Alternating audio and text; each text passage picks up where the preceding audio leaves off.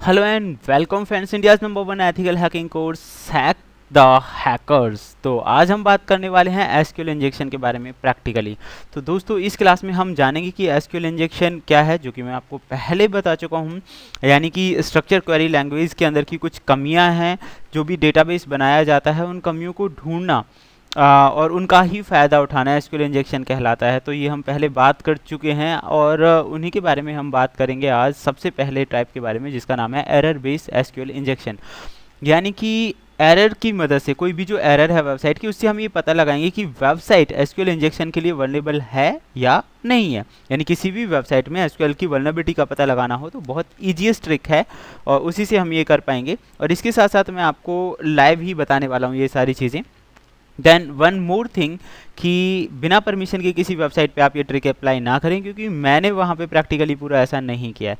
तो चलिए शुरू करते हैं। सबसे पहले आप यहाँ देख सकते हैं कि लाइकवाइज मैंने यहाँ पे कुछ वेबसाइट ओपन की हुई हैं। जस्ट आपको यहाँ पे कुछ नहीं करना है, सिर्फ ये लिखना है इन url.php, ये गूगल डॉक करना है। इससे बहुत सारी जो वेबसाइट्स हैं उनके लिंक आपको आ जाएंगे। यहाँ पे काफ़ी सारी वेबसाइट्स आप देख रहे हैं जो यहाँ पे आ रही हैं, लेकिन इनमें से किसी भी वेबसाइट पे काम करने की परमिशन हमारे पास नहीं है।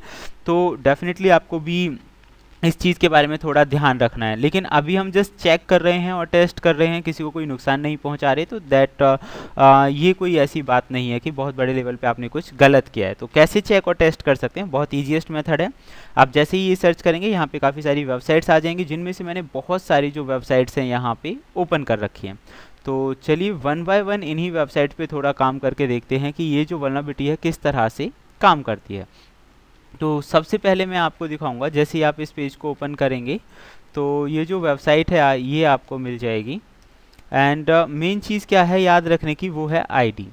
तो आप यहाँ पे अलग अलग आईडी नंबर प्लेस करके देखिए, तो आप देखेंगे पेज की जो इन्फॉर्मेशन है वो चेंज हो रही है एवरी टाइम। पेज की जो इन्फॉर्मेशन है, जैसे ही आप यहाँ पे ये आईडी का जो नंबर है वो चेंज करेंगे, वो उसकी इन्फॉर्मेशन चेंज हो रही है। तो इससे क्या पता चल रहा है, इसका मतलब ये नहीं है कि ये वल्नरेबल है। वल्नरेबिलिटी का पता लगाने के लिए अलग ट्रिक है, लेकिन इससे जैसे जैसे आप यहाँ पे इन्फॉर्मेशन अपडेट करते जा रहे हैं, वहाँ पे जो इन्फॉर्मेशन, जो पेज है वो चेंज होता जा रहा है। इससे हमें ये पता चल रहा है हर एक आईडी पे एक अलग कंटेंट है। यानी कि वेबसाइट की हर एक आईडी पे एक अलग कंटेंट स्टोर्ड है। तो इन्हीं की मदद से हम एक पर्टिकुलर लोकेशन पे पहुंच पाते हैं, जहां से हम आईडी, पासवर्ड और दूसरी चीज़ों की भी इंफॉर्मेशन गेन करते हैं।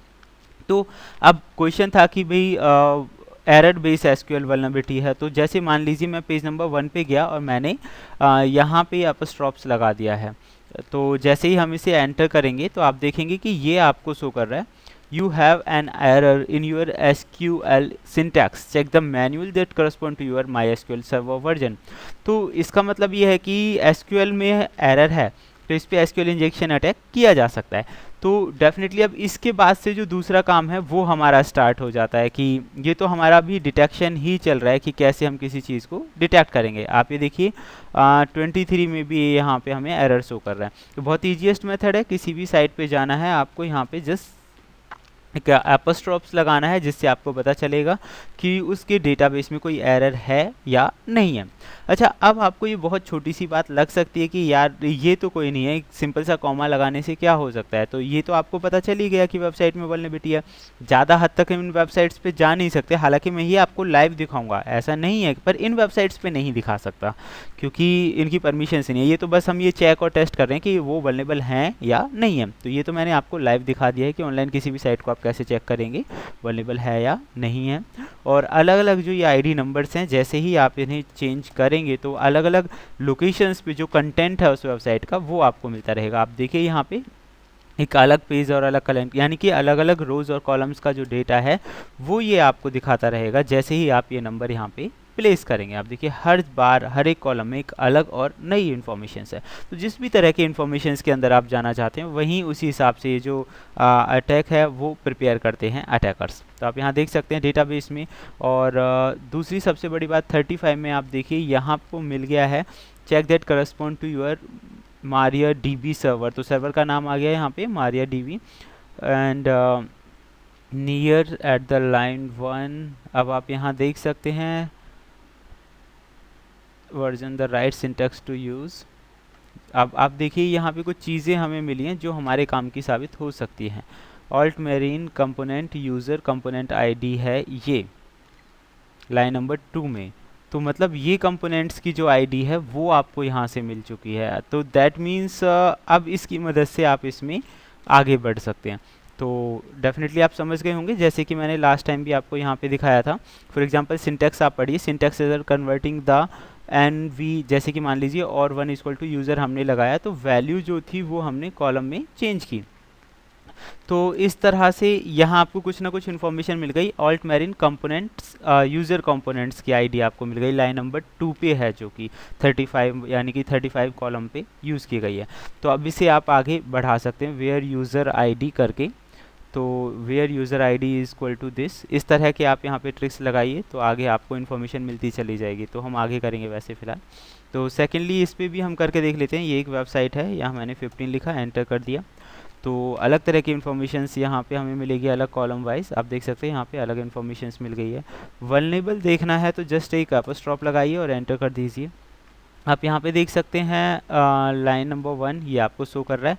और आप देखिए फैच स्टैटिक पेज, हर साइट पे जो हम जा रहे हैं हमें एक अलग अलग तरह की इन्फॉर्मेशन मिल रही है कि आप डेटा को फैच कर सकते हैं।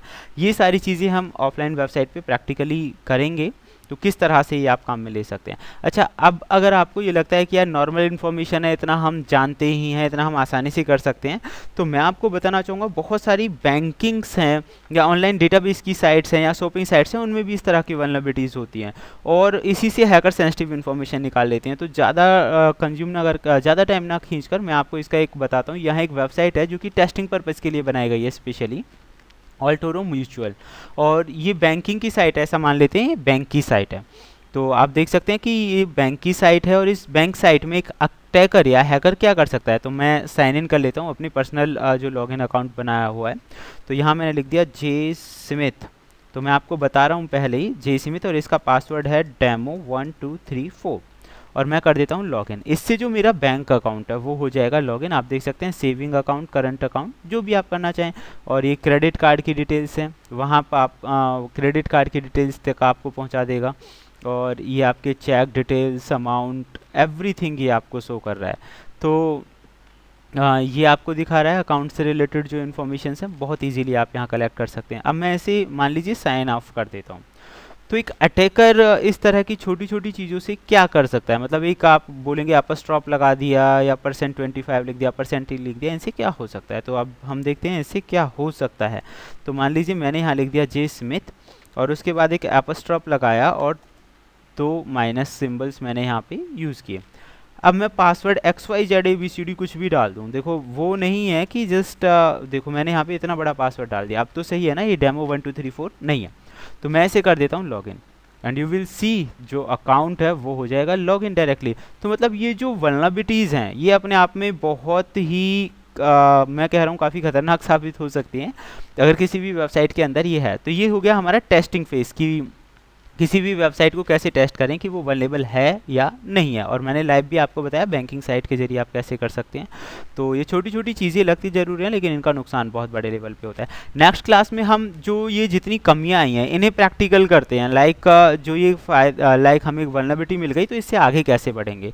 तो चलिए दोस्तों, फ़िलहाल के लिए इस क्लास में हम सिर्फ इतना ही करते हैं और फिर मिलते हैं अच्छी इन्फॉर्मेशन के साथ। Thank you.